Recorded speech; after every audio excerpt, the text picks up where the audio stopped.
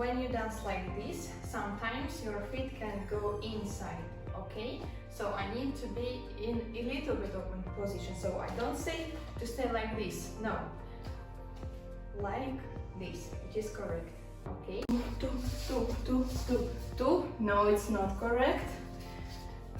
We need to straighten our knees up, and then, and only then, I do the turns.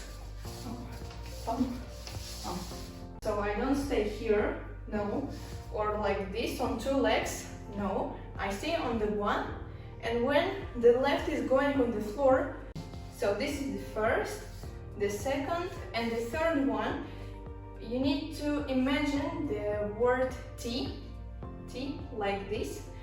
So my legs are on the position like a T, okay? You can touch the floor, and then you grow up to the maximum. And we do 8 times. 1, E, 2. In the first position, in front of us. Here, the usual mistake is that the girls start to push their body to the back, but it's not correct.